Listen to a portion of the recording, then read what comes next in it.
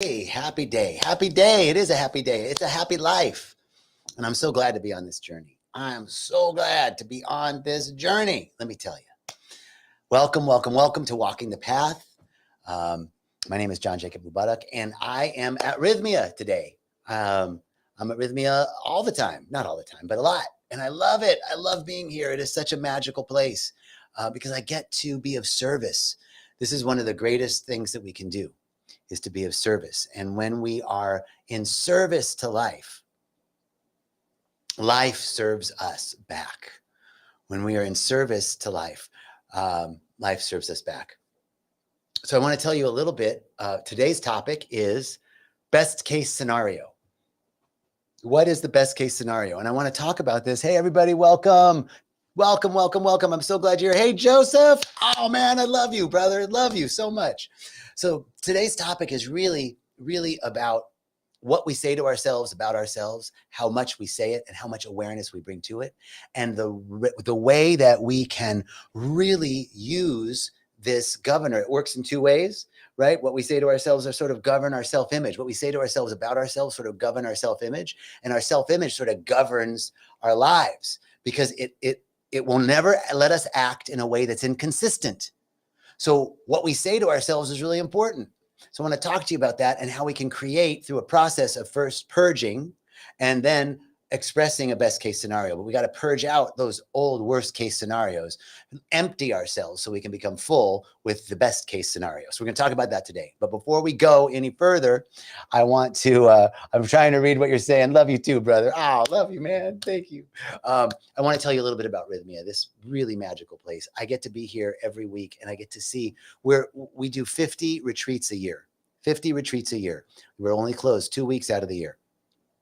And I get to see this every week. That Monday people come in and they're like, okay, I like that person. There's no way I'm going to talk to that person. And this place is, I'm not quite sure. And then you're a little scared. And then Tuesday and Wednesday, you're like, the wheels are falling off at the hinges. I don't know what's going on.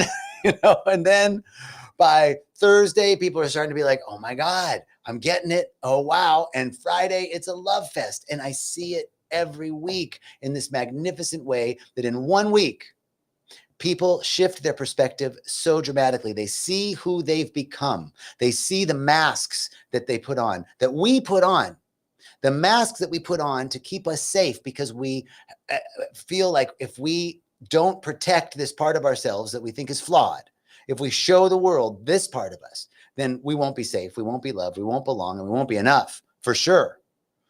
And all of these masks are all the things that we're not. All the things that really are not us. They're congealed thought forms that as we feed them, they take on a life of their own. People think that an entity is attached to them. Well, guess what? It's true. But that entity is your own thinking. Our own thinking, we breathe so much life into our own thoughts and thinking that they become real thought forms, and they congeal and they like get glommed on us. And so the first aspect of unbecoming is to see who you've become. Hello, Cynthia. Hello, Anna. Hello, everybody. Facebook world, Instagram world, YouTube world. Thank you, thank you, thank you. So the first aspect of what happens on a weekly basis at Rythmia is you begin to see this fundamental lie that you've been telling yourself about yourself, that if I don't project this image, I won't be safe, I won't belong, and I won't be loved.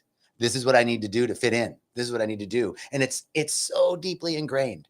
It's deeply ingrained because as kids, we learn something.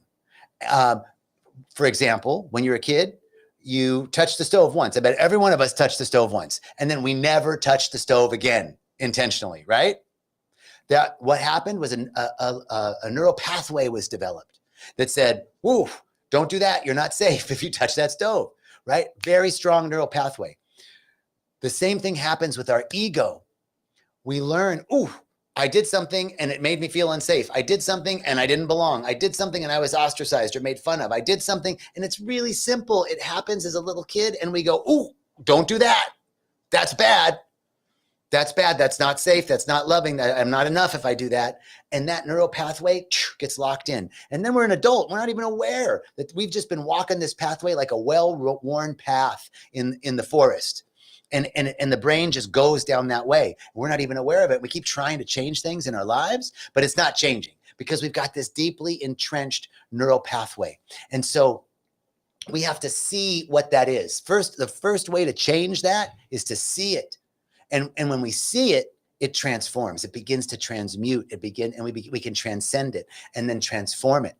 The second piece of that, of seeing it, is what we call a soul merger. That you merge back together with your soul, because that is a fundamental split. I'm perfect, whole, and complete. And then something happens. I go, oh, I'm not perfect, whole, and complete. When I did that, when I made that statement, when this happened to me, this is the part that I don't ever want to show the world. This is the part that I can show the world, my mask. So we have to, once we see what that mask is, we come back to a state of wholeness. It's an automatic thing.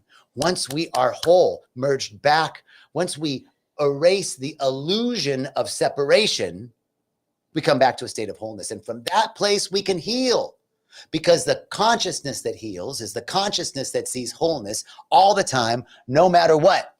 Right on, Joe. Man, I'm so honored you're here, brother. Joseph Aragazi is a phenomenal master practitioner, and I'm honored that you're here, man. Thank you so much. So we can heal ourselves. And the key to healing is forgiving. The Course in Miracles says the only lack we need to correct is a sense of separation. And the way that we can heal that sense of separation is through the advanced technology of forgiveness. And all forgiveness is self-forgiveness, forgiving ourselves for that fundamental keystone lie that we told ourselves. So this is what happens every week at Rythmia, and this is what happens in practitioner sessions, and this is what happens when you do the work of unbecoming all the things that you're not. So that also flows really nicely into our topic of the day, which is best case scenario. One of the things that I mentioned is one of my spiritual practices is to see my practitioner, right? We all have to have someone that we can go to that knows the truth for and about us when we can't see it for ourselves.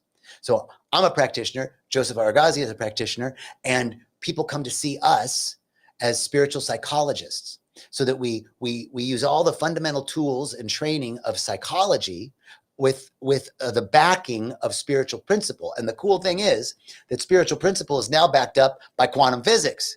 So it's no longer like, woo, that sounds really good, but it's a little out there. No. Physics is proving that to us. I love Joe Dispenza's statement that science is the new language of mysticism. Quantum physics is the new language of mysticism. It's the new language of metaphysics, because we have something that helps our mind get around the spiritual principle of the emotional body, what we've always known and felt to be true, but couldn't necessarily prove. So on to our topic for the day, best case scenario. So, I notice in myself that I say things to myself about myself unconsciously all the time. If I got a pain in my shoulder, or I'm feeling lonely, or I'm feeling sad, or something happened and it makes me feel like I'm not part of the flow of life, I'm missing out, I say those things to myself. I am sad.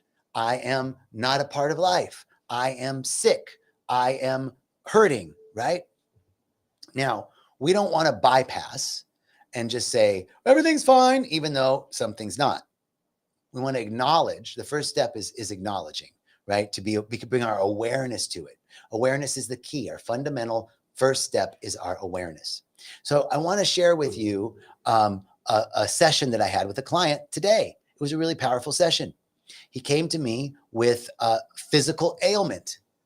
He said, I got this thing in my shoulder. I got a thing in my Achilles tendon, and my sinuses are messed up, and my hips are locked.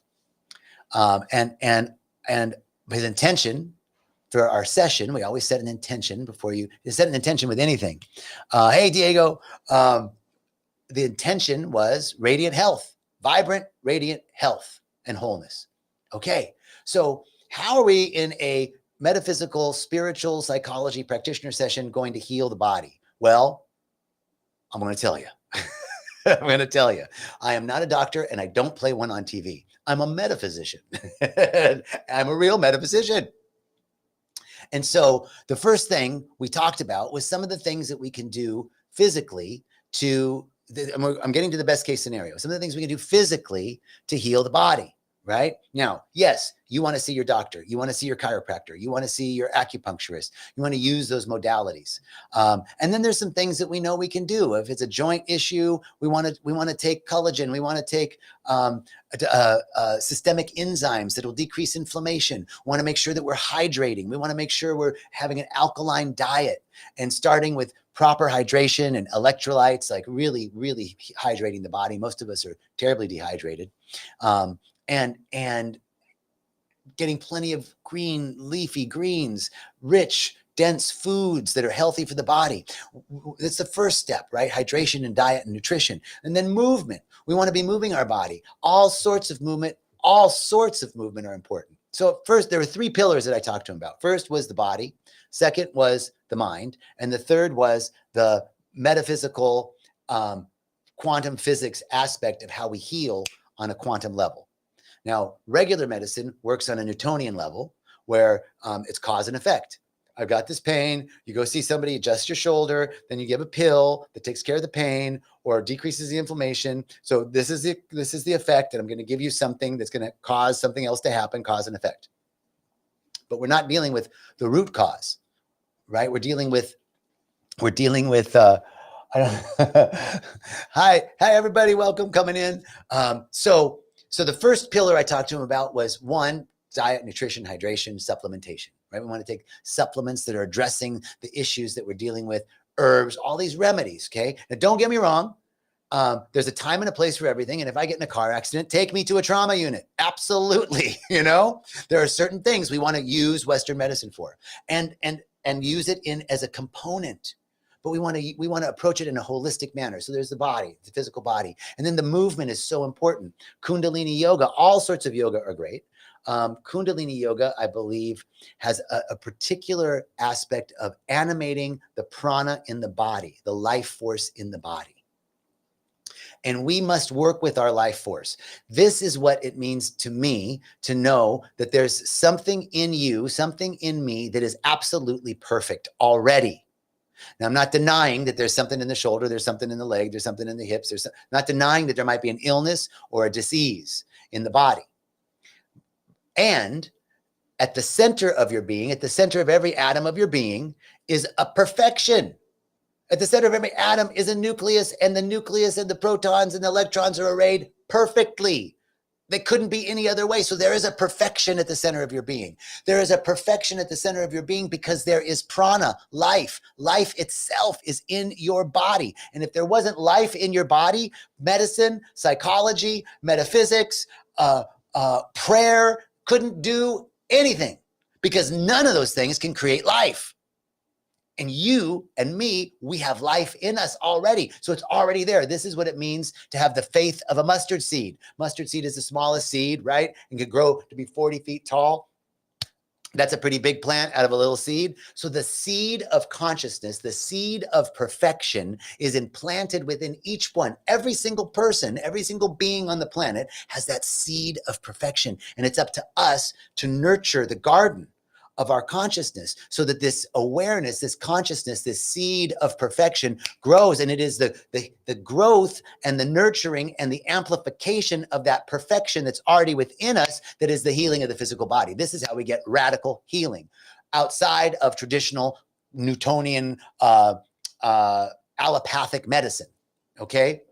So then we want to be working the pillar of the body, and the pillar of the body is we want to be working not only with supplementation and diet and nutrition and hydration, but also with movement, moving the body in gymnastics, calisthenics, yoga, specifically, I believe Kundalini yoga that moves specific things that are working with the life force itself and directing that prana energy to specific areas in the body.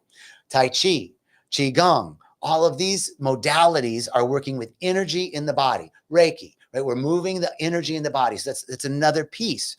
Breath work, very important modality that heals the physical body and the mental and spiritual and emotional bodies. So So there's the recommendation. First, you have a physical illness, start with hydration, start with nutrition, start with supplementation, start with doing breath work, start with doing yoga, start bringing your body into alignment, working with the life force within you so that you're healing on that level. Now, the next piece is the mind. The mind, as Reverend Michael Bernard Beckwith reminds us, is a set of programs. In fact, this is the matrix. Right? This is the illusion of the matrix that we are living and moving in. And so this set of programs tells us that, 60-year-olds do this. And this is what happens when you're sick. And this is how long, there's a flu season. And there's a thing called COVID. And there's these ways of thinking that are these sets of programs that this is what happens. I get sick. My body, ages, and it's hard for me to move, and I can't do this and I can't do that. We start arguing for our limitations. Here's the thing. The words that we say to ourselves about ourselves create our self-image, and our self-image creates our reality, and it governs and limits us. Listen, Henry Ford said, whether you think you can or you think you can't, you're probably right. No one ever won a race by starting out going, there's no way I'm going to win this race. Ever. I just can't do it. Everybody's better than me. There's no way I can beat that guy. No one ever won anything by thinking that. You have to have the positive mindset, right? And everybody goes, that's such a cliche. Think positive. Guess what? Cliches are true. That's the thing. Why do you think they're cliches? They're true. That's the truth. If you point a finger at yourself, if you point a finger at someone, you got 3 pointing back. True. You can't love anybody until you love yourself, or you can never be loved until you love yourself. True. Nobody ever succeeded by thinking negatively. True. So we must begin to reprogram our minds, because the truth is that you are not your thoughts. You are not your beliefs. They are the content of your infinite consciousness, but they're not you. They're programs that have been installed, and many of them are errant programs that need to be deleted. So we begin to work with the mind, with our mantras, with our positive affirmations, with our affirmative prayer. We start to work with the mind, because the mind is this really powerful thing. It's a really powerful servant. But, Einstein said that the mind is a faithful servant, and the heart is an intuitive gift. And we've created a society that honors the servant and forgot the gift. So we have to work with the mind so we can get back in the heart. We have to, it's like, this is like the guard outside. This is like the bodyguard outside the club you want to get into, and that's the beating heart inside. Ring my bell. Okay, that's the club, right? You want to get in that club, but the mind's like, oh no, you can't come in. You can't come in. Positive thinking, you're staying out. You're staying out. So you have to overwhelm the mind, shock and awe the mind with a torrent of mantras and affirmations, because what you say to yourself about yourself is your reality. It is your reality, and we create this reality. Yes, self-talk. If you believe you're unable to do something, you are. If you believe you're old, you are. If you believe that you can't do it, you're right. So this is an important piece. We have to purge. We have to get it out. We have to get all this stuff out of us, all this stuff that's not us. We have to get it out. How do we do that? There's a little process I'm going to share with you that a good friend of mine shared with me, another practitioner, my good brother, Josh Darnell. And he told me one day, you got to purge, bro. Now, in ceremony here at Rythmia, we purge. That's what the purge is. You drink the medicine and it goes, anything unlike you, anything unlike the perfection of who you are and the high vibration of the medicine, you purge it out. Well, let's say you're not at an ayahuasca ceremony and you can still purge. You can still purge. And I don't mean physically throw up.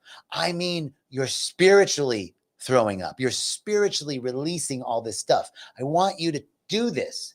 So I want you to set an intention. So if there's stuff that you've been saying about yourself, like, I just can't do it. I just can't, like, I can't write that book. I've been meaning to do this thing, and I just never have the time. I'm too busy. How does anybody do it? I have kids, I have work, and I can't meditate. I don't have time to meditate. I don't have time to go to the gym. I don't have time to, do any of that stuff. That's like saying I don't have time to put gas in my car, right? Like, if your car's just going to run out of gas, you got to stop. If you were in a race and you had a finely tuned race car, you have to have a pit stop. You have to change the tires and tune stuff up so you can keep the thing going, right? So you can't tell me that you don't have time, because if you don't have time, eventually you're going to hit the wall, and then your body will make you have the time. Suddenly you'll have time. Suddenly, but you don't want to get to that point. So, okay.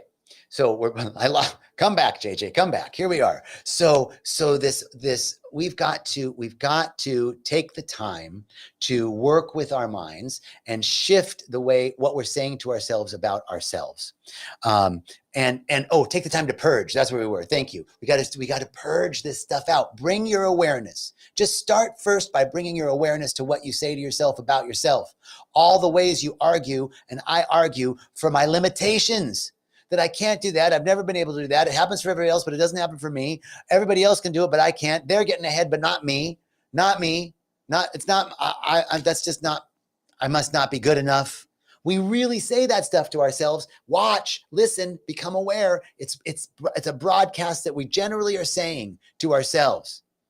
I'm just not very quick. I'm just not sharp like that. They're sharper than I am. It's usually, you see it in comparison. They're just lucky.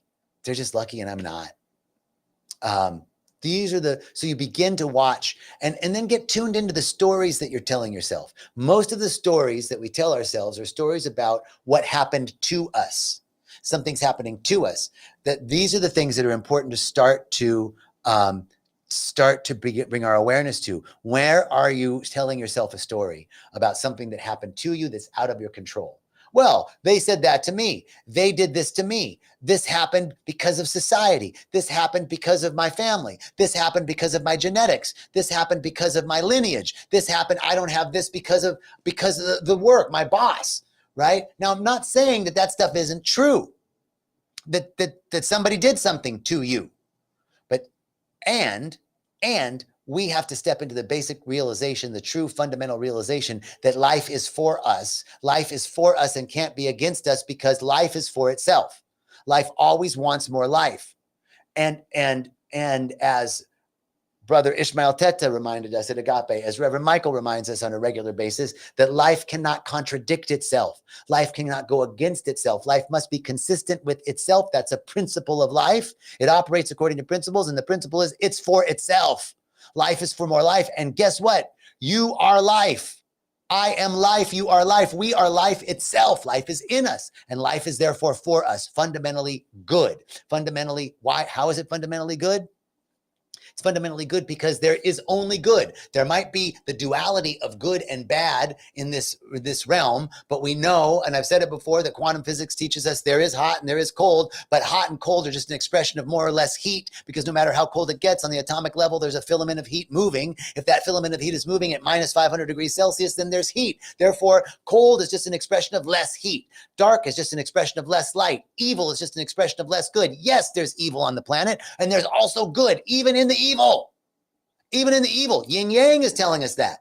There's a seed of the opposite in the thing, in the duality. That's the symbol of the oneness. And so life is good, fundamentally. Can't be otherwise. And if you're experiencing an expression of less good, then we have to work with our mind, purge out the stuff that we're telling ourselves, so that we can raise ourselves up on the octave of life, on the spectrum of our being, and move up into the upper reaches of our beingness, to experience more good, more love, more light, more beauty, more intelligence, more creativity, more oneness, more beauty, more joy, more abundance, more prosperity.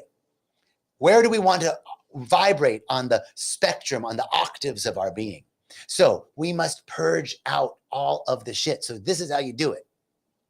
You go out into the woods, you go out into the park, you go to your home and get a bucket of water or a basin, fill your sink with water or your tub with water, so that when you are ready to scream, you put your face in the water. If you can't go to a place where you can scream and not be heard, you scream into the water. I want you to go to a place, either in your home or out in nature, where you can set an intention that I'm willing to release anything that is keeping me from being free. Start with that intention, because those stories, those limited stories, those limited beliefs are the things that are keeping us from being free. I'm willing. You set the intention. All you have to do is set the intention for willingness. Then it's like, game on, spirit. Here we go. And I want you to talk to God. You're talking to yourself. That's right. You're going to look like a crazy person. You're going to look like one of those people going, yeah, well, right? I want you to do that. All those stories that, like, those conversations that you have in your head with that person you're arguing with, but you never say those things to them. I want you to have that conversation. And it's okay to say, F you, God, because you don't have to worry about what you're saying to God, because God already knows what you're thinking. Because God is you. You are God. One and the same. God in the flesh, God in drag. That's us. Believe it, believe it, believe it. That's true. So you set the intention. I'm willing to release anything that's keeping me from being free. Then you go at it. And I want you to just purge it all out. And then this happened. Are you fucking kidding me? Again? I can't believe that shit happened again. Why me? Why is it always happening to me? I want you to just purge it out. Get it out. Rah! And then when you're ready to, like, ah! Scream it. Scream it out. Get it out until you are empty. Let it all go. And once you're empty, you move into step 3, the best case scenario. That's where you can then begin to fill yourself back up with potential and possibility. And I want you to, then you start to reverse all of those negative stories. And if it's a body issue, you got to feel it as though it's happening right now. You got to be saying, my body is young and flexible and flow. I move and flow with ease and grace. I love waking up in the morning and feeling like I'm ready to take on the world. So rested, so rejuvenated. My body's a miraculous, finely tuned machine. You start to tell yourselves those stories. I wake up in the morning and I'm happy, and I go and I get my tea or my coffee, and then I do my morning practice, and it just enlivens me. I do it not because I'm checking off a thing on a checkbox, a list of to-dos. No, I do it because it makes me feel good. I just love the way I feel. I'm just called to it. I love it. And then I just love it also because I have somebody at my house that just, prepares all my food and kind of keeps me on track. It's like my personal chef and assistant. They're just perfect. They just know exactly what I need. So that's fabulous, because I get up and I have my beautiful breakfast prepared, and then I go to my office and I just love what I do because I have this beautiful view, and it's such a peaceful place where I work, and I'm just so creative there. I want you to start creating these best case scenarios. And everybody that I meet, oh my goodness, everybody I meet is my friend. I just feel like I know everybody, even though I don't. I feel like I know everybody. And before I even ask, people show up to help me. Oh my God, it's so amazing when people, they just show up out of the blue. I was thinking, like, I really could use some help. Boom, there's someone right there for me. It's amazing. I'm so connected. I'm so connected with life that life shows up and gives me what's needed before I even ask for it. It's such a good life. I love it. And my community supports me and I support them. And I'm just like so abundant. I can afford anything I desire. I'm so prosperous. I need never worry again because I feel so full of love and full of life, and life just keeps showing more love and more life back to me. I'm in such joy, and joy is my natural state. Oh boy, am I happy. I'm so healthy. I'm so joyful. I'm so good. I just love it. I'm so confident. I'm such a confident person. I love the way that I move in the world. And it's not a confidence that puts down anybody or needs to be superior to anybody or inferior to anybody. It's just a deep knowing of confidence in myself. And it gets reflected back to me because I encounter such beautiful people. Are you following me on the best case scenario? So you got to empty yourself first. You got to purge out all of that shit that's not you, all of those programs that are your mind, and then you start reprogramming the mind with best case scenarios, with affirmations, with mantras, with things that really resonate with you, So this was my dear friend, Reverend Cheryl Ward, and I was with her in session yesterday, and she reminded me of the best case scenario. So I want to just thank Reverend Cheryl Ward. So this is how we begin to reprogram the mind, and then you stay aware. You stay aware, on alert, so that when those old programs come back, because they'll come back, you start comparing yourself, you see this thing going up, and oh man, I'll never be able to afford a house. It's too expensive in LA. Don't tell yourself that. I find the perfect home. I'm the perfect buyer with the perfect seller and the perfect home. And Spirit's never late. Spirit's always on time. So I don't even have to worry about when it's going to happen. I just know it. I feel it now. Oh man, I'm seeing that house. I'm seeing that house. I'm seeing that beautiful piece of property with that great view. I'm feeling it now. You got to feel it. The universe doesn't hear us. The universe feels us. So you got to feel it with this best case scenario. And it's got to be in the present tense, not like it's going to happen. It's happening now. And then you keep it up with your mantras and with your affirmations. You just catch the negative thought and you create the exact opposite. If the negative thought is I can't, it's like I am so capable. I'm so capable. I amaze myself at how capable I am. I accomplish more than I could have ever imagined that I would. Because if you walk around thinking that your life is too busy, that you have too much stress and that it's impossible, then that's the truth. But if you catch yourself thinking, I'm too stressed out, it's impossible, I'll never be able to do spiritual practice, I want you to start thinking of being like, oh my God, I live a stress-free life. My life is perfect and in flow, always. Perfect and in flow, always. So, I think this is it. I'm looking at the time. We're at 30 minutes. That's a long Facebook Live. So, pillar one, we start with the body. We start with our practice. We start with our physical practice, hydration, nutrition, moving our body, Kundalini yoga, starting to move the body and the energy in the body. We work with different modalities. Then we purge. We work with the mind. I didn't get to the third pillar today, which is the quantum physics part of how all this actually works, where you can heal yourself in the field and it heals in the form because consciousness precedes form. Maybe that's another talk. So I'm so grateful and so thankful. Thank you all so much.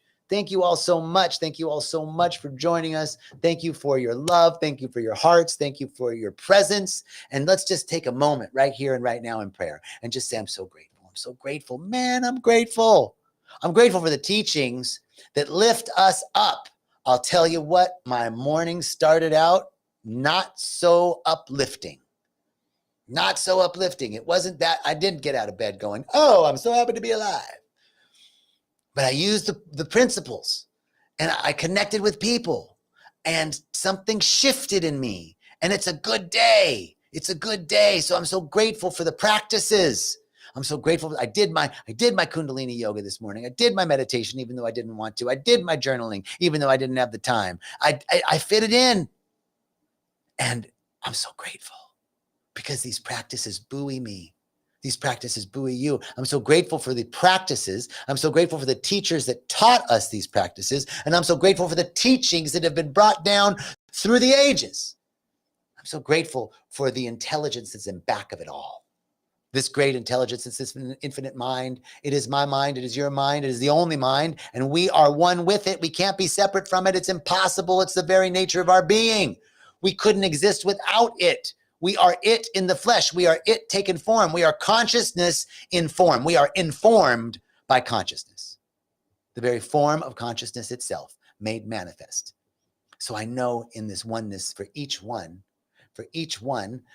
there's a deep realization right now. There's a knower within you that knows that it's impossible for you to be separate from life and that life is for you, that life is working for you tirelessly, for the lavish abundance of the universe is supporting you in every way. And I'm not just talking about material abundance. I'm talking about abundance of peace, an abundance of joy, an abundance of health, an abundance of vitality, an abundance of creativity, an abundance of excellence, an abundance of connection, an abundance of community, an abundance of brothers and sisters and parents and children just all around you, an abundance of all needs met, every need met, all of your spiritual needs, all of your mental needs, all of your emotional needs, all of your physical needs, all of your material needs met, an abundance of it all. And I know that that's the nature of life, for life is something that takes out of itself and creates more of itself without ever depleting itself, so that I know that the truth of your nature and the truth of my nature is absolute abundance of all manner. Health, peace, joy, creativity, excellence, connection. And so this truth feels so good right now. This truth feels so good. It resonates so much with me right now. I'm so aligned with it right now that I know you are aligned with it. As we come into alignment, the law starts to work for us. The law can't work unless we're aligned with it. We say yes right now. Just say, yes, I'm aligned with it. Yes, I'm willing to be aligned with this law. I'm willing to be in the flow of life. Yes, I'm willing to let the flow of life take me over, to just use me. Use me till you use me up. Okay. All right. So I'm so grateful. I'm so thankful. I'm so grateful. I'm so thankful to be used by the flow of life, to be of service to this flow as it brings so much peace and joy and wonderful things happening in my life and your life and the life of others. We celebrate it.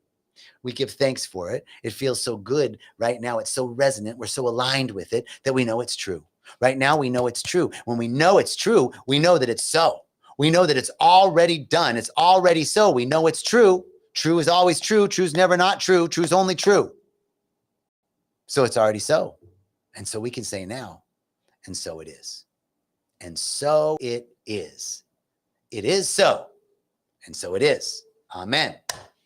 Hallelujah. All right. Thank you so much. Thank you. Deborah says, I'm totally grateful. Woo, I'm totally grateful too.